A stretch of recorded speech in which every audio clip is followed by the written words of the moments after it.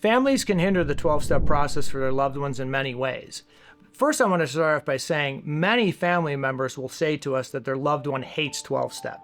And nobody hates 12-step. They hate what it represents. Because at its core, if you go and look through all of the counseling theories that clinicians use, all of it is rooted in 12-step facilitation. In other words, changing the behavior, changing the thoughts, changing the perception, changing the way people do things, reducing selfishness, reducing resentments.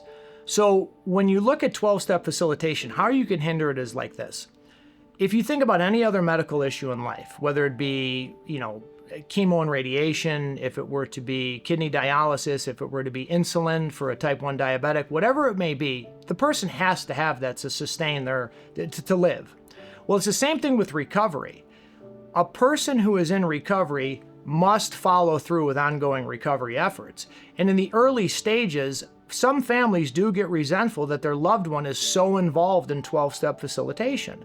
They're actually upset that they're going to meetings every day, that they have a sponsor, that they're telling their sponsor things they may have never told their spouse or other family members. They've formulated this new bond with this new group. And in the early stages of recovery, that is so important.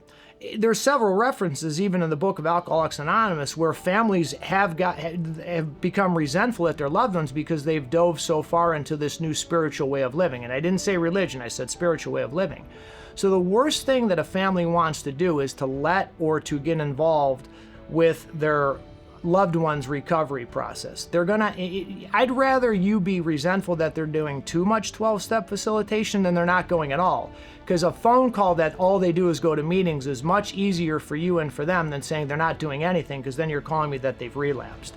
The best thing you could do is understand that this is their medicine and they need this to survive. And in the early stages of recovery, it is super important that you let them do what they're going to do. Now, keep in mind, you got to be careful. I'm going to put a little manipulative twist on this. There's a lot of times where people will say, hey, I'm going to a meeting or I'm going to meet with my sponsor, and they're actually going to do something they shouldn't do. So that's a whole nother conversation. But at the end of the day, if you're seeing behavioral growth, you're seeing change, and they're doing a lot of meetings and they're not home when you want them, or they're putting that first, let them in the beginning. Don't tell them they don't need to go to a meeting. Don't tell them that isn't working. The most important thing is be grateful that they're actually in that recovery. Because I assure you that if they're not doing this, then you're watching an entirely different video and you're in a completely different set of circumstances.